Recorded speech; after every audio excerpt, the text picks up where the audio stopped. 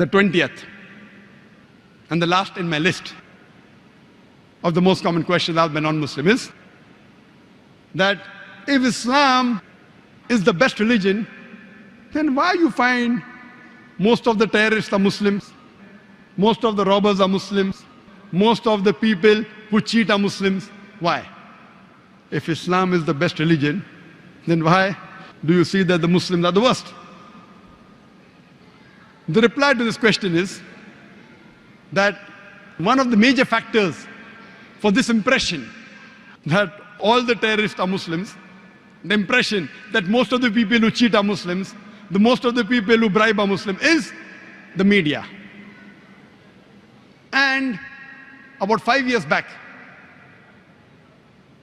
when I was called Dubai Holy Quran International Award for the second time, under the patronage of Sheikh Muhammad Rashid Al Maktoum, I had given the talk on my second day, Media and Islam, War or Peace.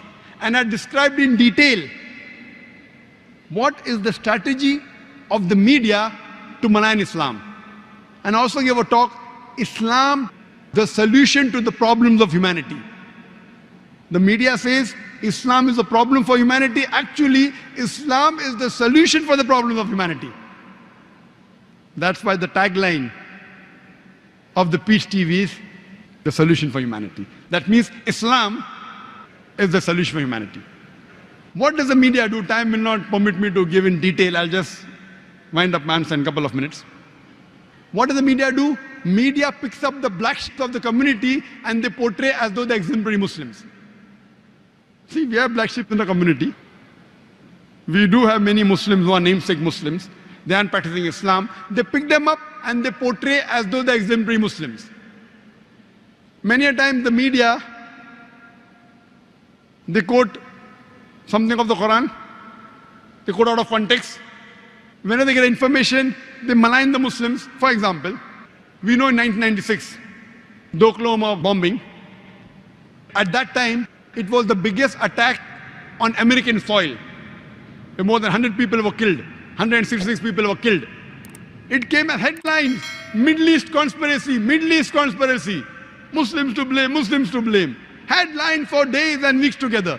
Later on, when they came to know it were 2 American soldiers, it comes once and vanishes. When they don't know the culprit, it comes for days as headlines. When they come to know the real culprit, 1 or 2 days, the news goes out. Why? In India, we have 50-year-old Muslim Arab marrying an 18-year-old girl, headlines. When 50-year-old non-Muslim rapes a 6-year-old girl, it comes in news briefs. That 50-year-old Arab Muslim, he's taking permission and marrying a girl with her will, with the will of the parents. It doesn't go down the throat of the media.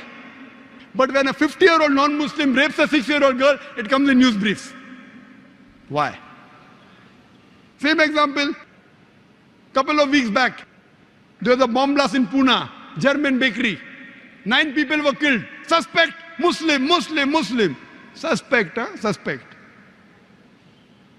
No 100% proof. Same day, the Maoists, they killed 16 policemen. Not civilians, policemen, huh? It comes in news brief. Muslim suspect, 9 civilians killed, 16 policemen killed by Maoist. Comes in news briefs. Ajib. They know the people who killed, not civilians. They have got cannons, rocket launchers.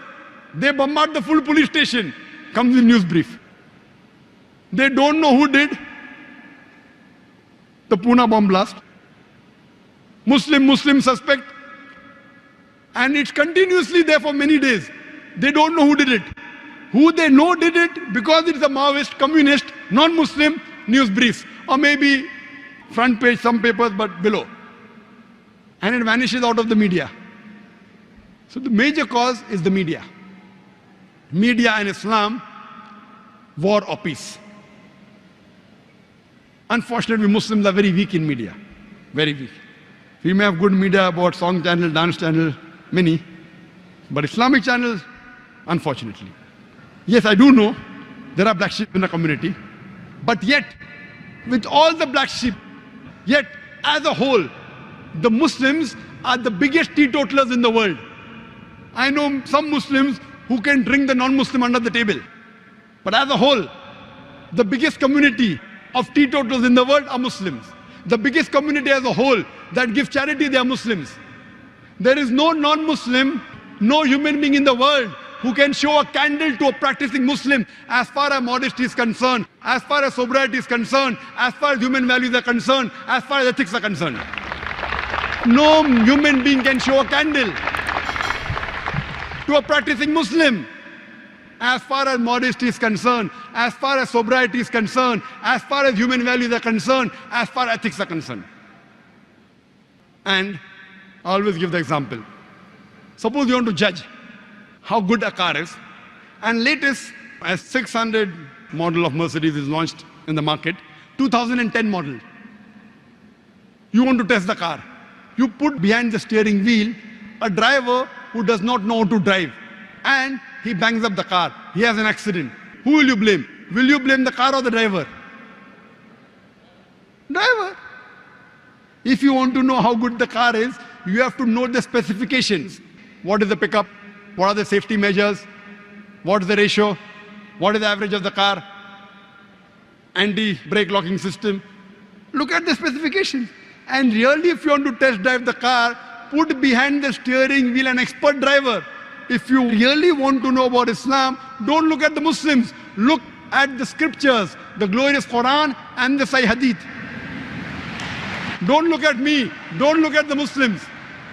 If you really want to test drive a car, put behind the steering wheel an expert driver. The best exemplary Muslim you can find is Prophet Muhammad Sallallahu Alaihi Wasallam. Read his seerah, you will find he's the best exemplary Muslim and the best exemplary human being that has lived. That's the reason I say that understand the religion by looking at the scriptures. And when you read the scriptures, the authentic sources, the Quran and Sahih Hadith, you will really appreciate Islam.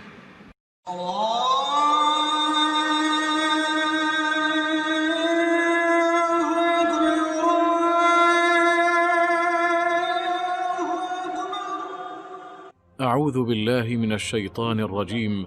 بسم الله الرحمن الرحيم. ومن أحسن قولا ممن دعا إلى الله وعمل صالحا وقال إنني من المسلمين. رب اشرح لي صدري ويسر لي أمري واحلل عقدة من لساني يفقه قولي. السلام عليكم ورحمة الله وبركاته. لقد تعلمت في مدرسة من مدارس المجتمع النصراني، وبفضل الله وبحمده دائما ما كنت من أوائل الطلبة، ولكنني كنت متلعثما، كنت أتردد في نطق الكلمات دائما. لو سألني أحدهم ما اسمك كنت أجيب اسمي ذاكر. الشخص الذي غير حياتي كان الشيخ أحمد ديدات رحمه الله. كان عالما مسلما في الإنجيل المسيحي، وكان متخصصا في مقارنة الأديان. لقد غيرني من طبيب للجسد إلى طبيب للروح.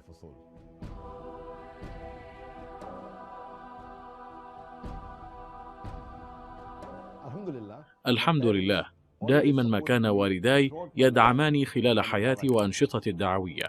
كانت والدتي تريد مني أن أكون مثل الدكتور كريس برنارد الذي قام بأول عملية ناجحة لزراعة قلب إنسان. لاحقا عندما سألتها عما إذا كانت تريد مني أن أكون مثل كريس برنارد أم مثل الشيخ أحمد ديدات، قالت لي أستطيع أن أضحي ب1000 من أمثال كريس برنارد مقابل الشيخ أحمد ديدات.